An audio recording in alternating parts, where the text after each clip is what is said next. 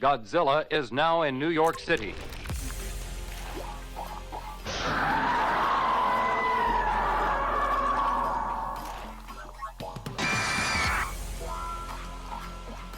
Monster 01 and 02, commence the attack.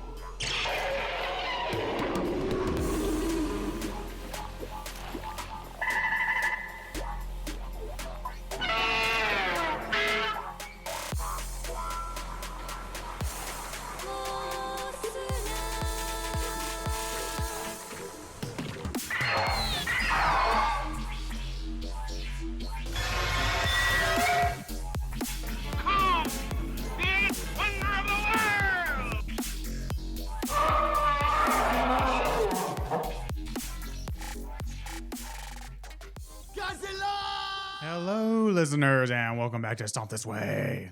Andrew, how you doing today? I'm doing all right. How you doing today? I was doing better before we watched this movie. I would say just kidding, but I'm actually not kidding. It was not the best movie ever. not high art, but yeah. What movie is that, Andrew? Well, today we were watching. We We were watching Attack of the Giant Leeches. That's right. A Roger Corman special. God help us. Attack of the Giant Leeches. Let's see, we have some alternate titles. Alternate titles. The original title, and you can even see this in some of the original poster prints, it was just The Giant Leeches. And somewhere along the way, it got changed to Attack of the Giant Leeches. But in the UK, this was released as Demons of the Swamp. Sounds cool. Sounds a lot cooler than the movie. Yeah. Yeah. But you want some production trivia? Yeah. Well, this was one of a trilogy of films that Bernard Kowalski directed for the Corman brothers. This movie was filmed over 8 days. 8 days. Wow. And For a second there, the way you wrote it made it sound like the whole trilogy was filmed in 8 days. It might have been. I mean, like, honestly. Man, how long was each shoot then? Like 2 days? Now, this movie was filmed over 8 days. The outdoor scenes were filmed in Los Angeles County, the Arboretum, and Botanic Garden. I don't know what an arboretum is. Anyway, I'm probably just stupid. Arbitrarium? No, it's Arboretum. Arboretum. Unless I spelled it wrong. But anyway. Did you know that this has an actress we've talked about before? Yvette Vickers. She was one of the supporting characters in Attack of the 50-Foot Woman. I think she was the chick that the guy had an affair with or whatever that made the 50-Foot Woman mad. But anyway, she was the Playboy centerfold in the July 1959 issue that came out before this movie came out. Nice. Gene Corman, Roger Corman's brother and co-producer, was hospitalized during production with pneumonia. He's lucky that's the worst thing he got from this set, to be honest. Right? The Corman brothers tried to get prolific B-movie effects artist Paul Blaisdell to design their creatures, but he was like, no, the budget wouldn't even cover the material costs. So instead, Ed Nielsen, an actor, and Gene Corman's wife designed the costumes. Now, there are conflicting reports about what the costumes were made of. One story says it was black raincoats stitched together. And another story says they were just black plastic garbage bags.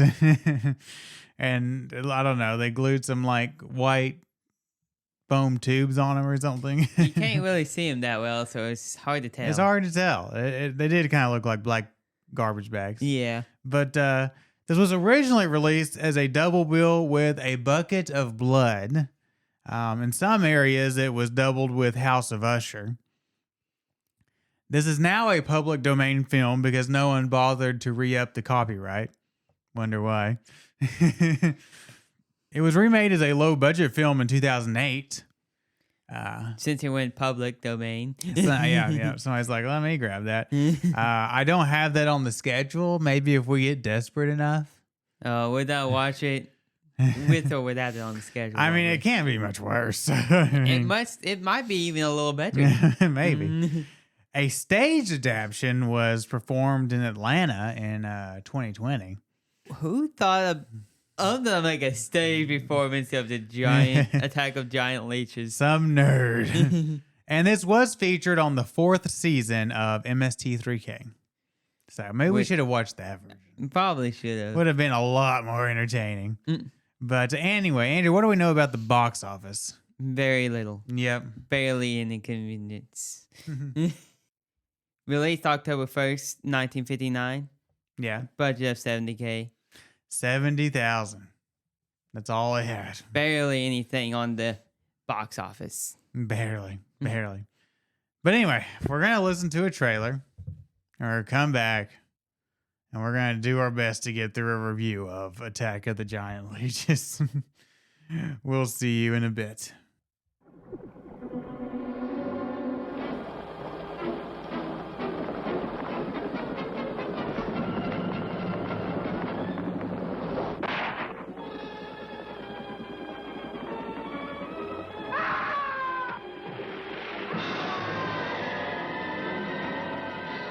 In the backwoods of the Everglades, the boys had only the storekeeper's woman to talk about. You want something, Cal? I sure do, honey. I know how to take care of a woman like you, Liz. Then, out of the swamp's depths, again appears horrifying, mysterious creatures, thirsting for lovers' blood.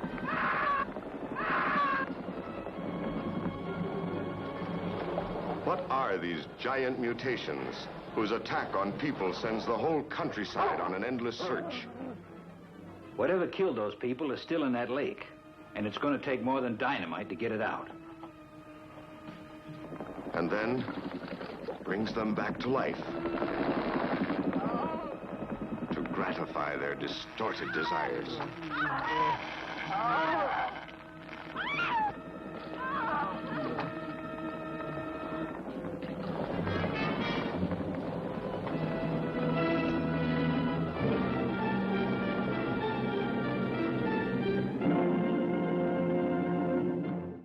All right. You know, I think I understood more of the dialogue in that trailer than I did in any of the actual movie.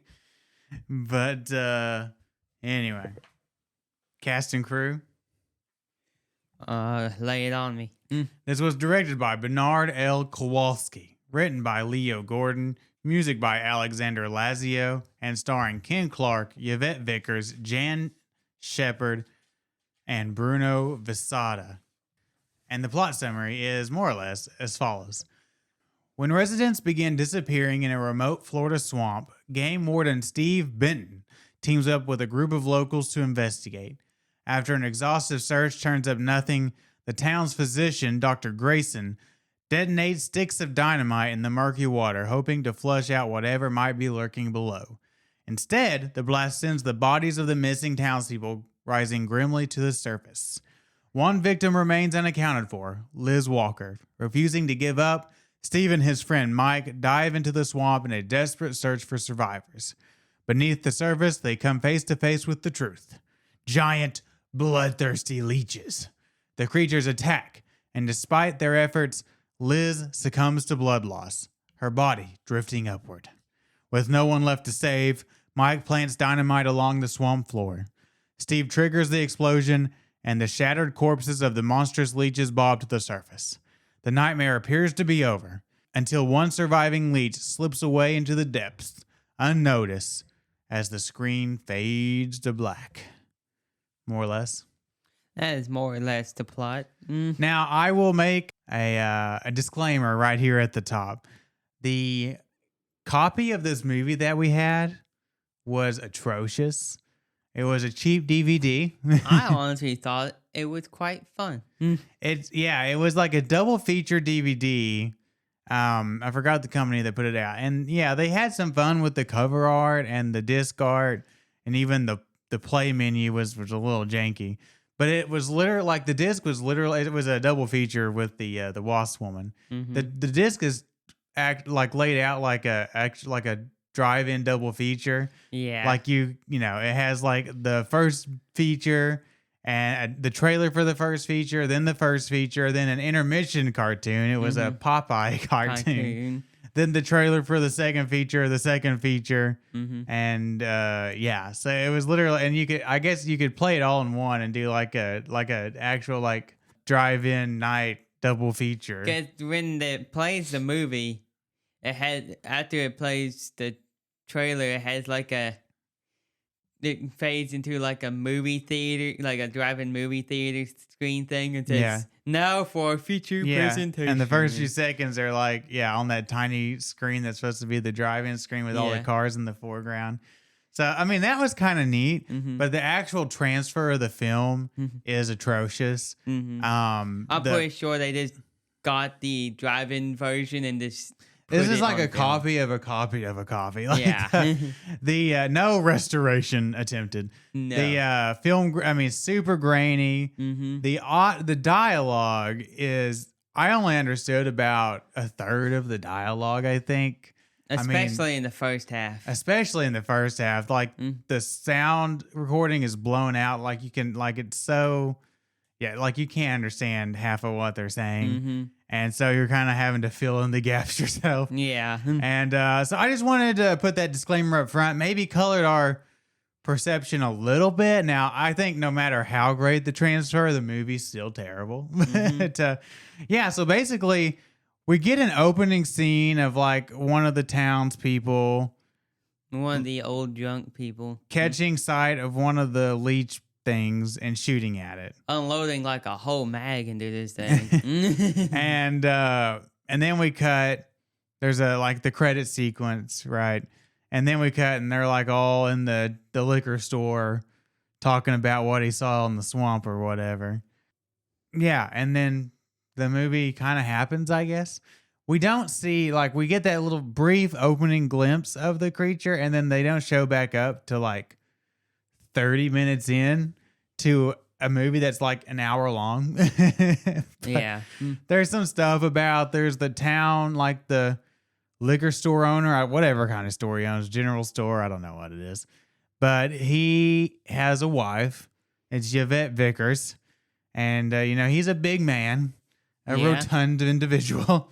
And he and his wife are constantly fighting because she thinks he's a fat pig and is gross.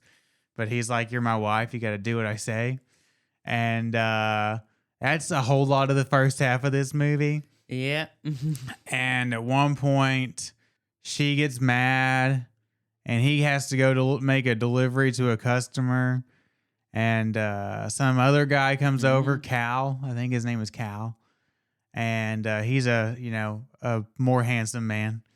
And he takes her out and they're going to go have sex in the swamp, I guess, which is kind of gross, but whatever.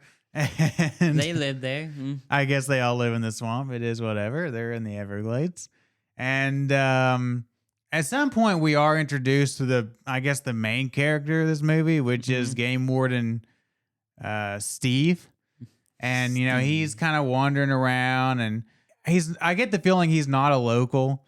He's from out of town. He's from the state. He's from the state, but he's dating the... I don't think he's dating. Town doctor's wife, I think. I don't think he's dating.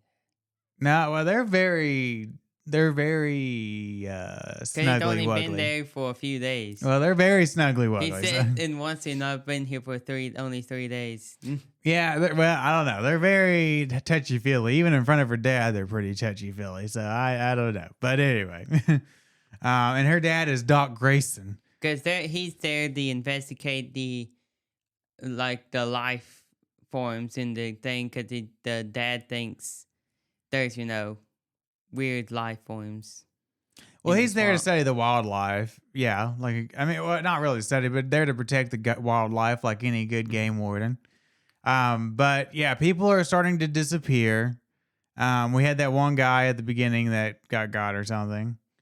And There um, was that whole scene with him talking to her that he was there to investigate her dad's, theory of, giant radioactive life formed from the volcano or whatever in the swamp. yeah, sure. At one point before the affair scene, Yvette Vickers, what's her character, Liz, went running out into the swamp, and that's when Steve and the other chick went out to go look for something. To, I guess, look and see if they could find that body or whatever. And he heard Yvette screaming, and they found that one body, or maybe the body went away, but the body like came up to her or something, and she screamed. And anyway, I don't know, but later, Yvette, like I said, her and this guy are having an affair out in the swamp, but her husband followed them, and now he's got him at gunpoint, and he's like backing him down. I couldn't even really tell what was happening, like at first. So he's got him up against like the trees or whatever, right? Mm-hmm. And then they start like sinking backwards, and I thought they were being grabbed or something, but no, they're just kind of walking backwards for a long time. Yeah. And into the water. And eventually they get grabbed by leech people, I guess. You don't really see it. So now They didn't want you to see it. now they're missing, and he's like trying to convince the cops that he didn't do it, but they put him in a jail cell, and then like the next scene he hangs himself or something. Yeah. And he's gone from the movie. Yep. But yeah, and then so now there's more people missing, and people, they're arguing. Steve and Doc Grayson and the town sheriff or whatever are arguing about whether Dave just put bullets in them and hid their bodies somewhere or something. Mm-hmm. But they're convinced that that's not true. And the one character that I kind of like is Doc Grayson, because he has like an obsession with dropping dynamite in the swamp, because the game warden keeps telling him like, Doc, if you've dropped dynamite in there, I'm going to haul you to jail. Mm-hmm. And he's like, okay, but I think it would help. And then finally he just says, screw your permission. And he goes and drops some dynamite. Mm-hmm. Now, this scene was kind of funny to me because like we see we cut, and I guess they're all trapped in like an underwater cave that has like an air pocket in it or something stupid. Yeah. Like a giant underwater cave in the swamp. But whatever. But they are, at least one of them is moving around.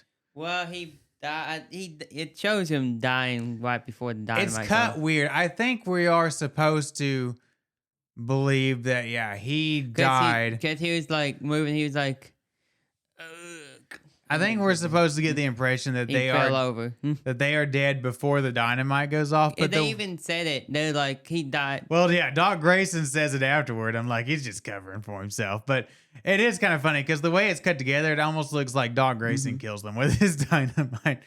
But anyway, regardless, their bodies come floating up to the surface, and they figure out that their blood had been sucked dry. And, they're like, what's going on here? Mm-hmm. Of course, if I was in the movie, my first thing would be vampires. But I'm not in the movie, so anyway. And and I think that's the first, like right around that time is like the first real shot we get of the leech people, like sucking the blood of these people or whatever. But anyway, and then what happens? Be the first and only shot. Well, I mean, we get some shots later. We get like one other shot there. But so anyway, when the bodies wash up and they argue a little bit more about what to do or whatever, and the autopsy results and blah blah blah blah blah blah. So but they're like, there's still one person missing, and it's Liz. She's still in the cave, barely clinging to life. Mm-hmm. And so Steve gets this guy Mike that I don't think we saw at any point earlier in the movie, but this guy Mike, his friend Mike, and they get scantily clad and put on some scuba diving gear Yeah. and get Dive in into a very deep swamp. get in a canoe, dive into a very deep and clear water swamp. Yeah. And promptly get attacked by leech people. But Steve is the one diving. Mike's in the boat. Yeah. Steve shoots it with a spear gun and hurts it. But then Liz like crawls to the edge of the water and then just, I guess, falls over dead of blood loss. Yeah. And she floats to the surface.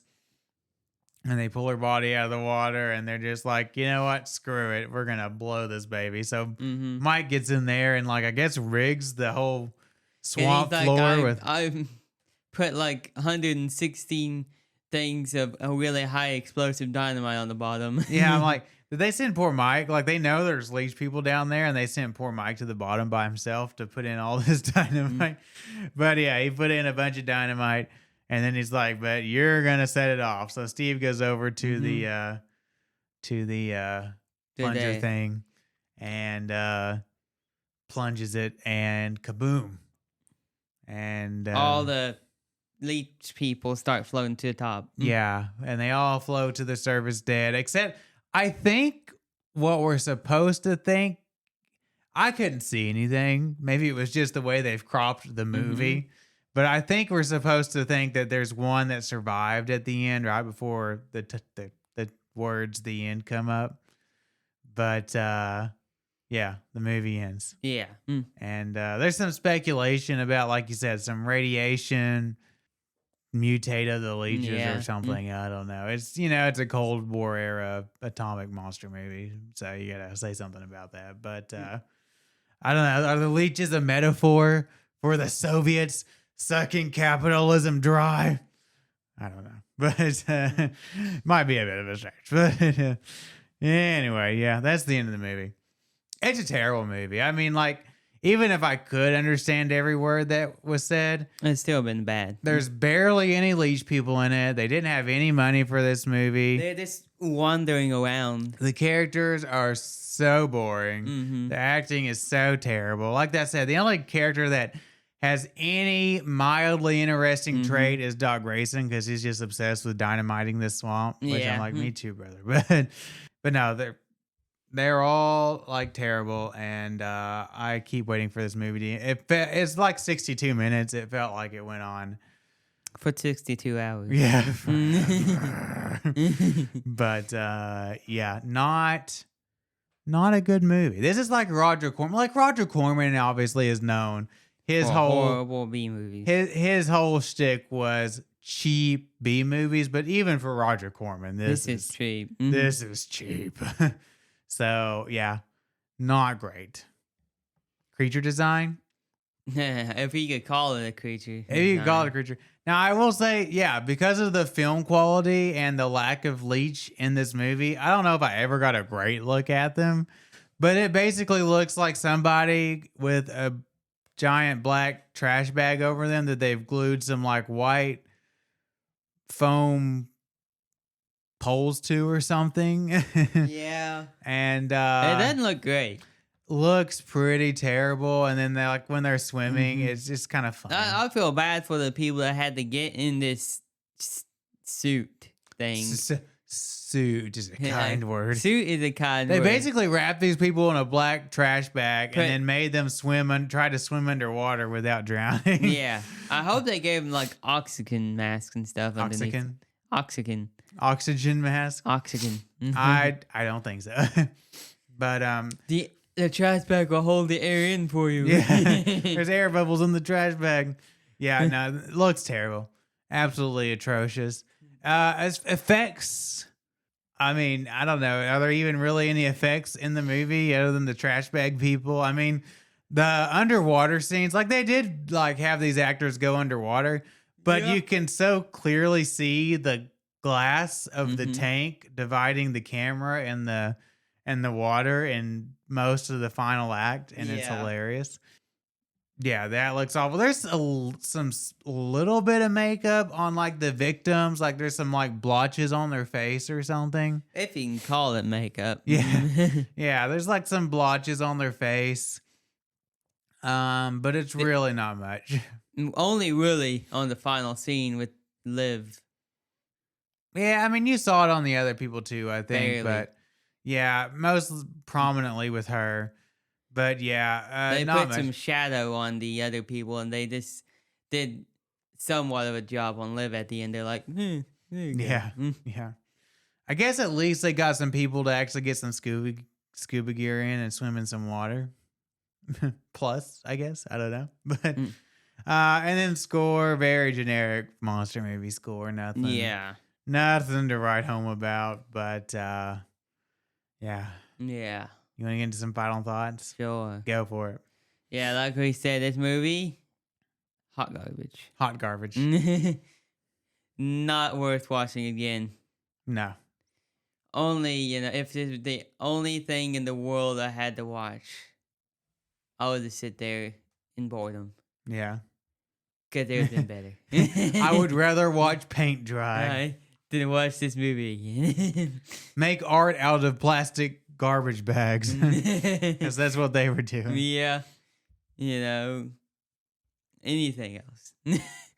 But yeah, like we said, the acting is bad. The effects, bad, even though there was hardly any. Yeah.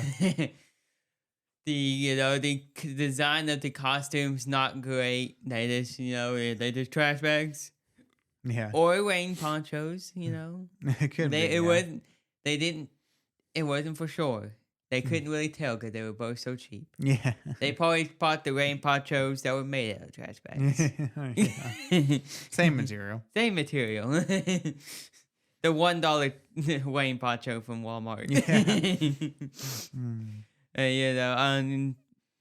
The score was it's generic, the most generic score ever. Yeah. They're like, here you go. Yeah. Probably stock music, honestly. Who knows?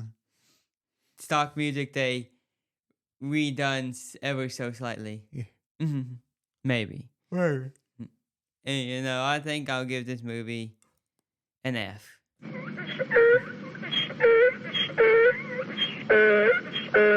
Did we give last week's an F too? Or No, that we was the gave week it was in before? the D's.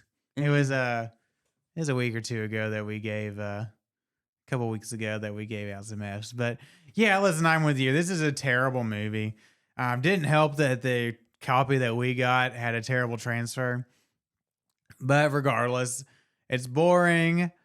Hardly anything happens. You barely see the leech people. When they do show up, they're people in black garbage bags. The characters are awful. The movie is cheap. Roger Corman, like at his absolute cheapest. Cheap. Yeah, it is a horrible movie. And I'm glad that it was only an hour, even though it felt like it went on forever. We didn't talk about effects, but I did. One of my favorite things was when like the dynamite went off and then they just like panned back to the people and shook the camera a little bit for the explosion, like shock or whatever. Oh yeah, it is terrible. It's a terrible movie, and I'm with you. It deserves a solid F.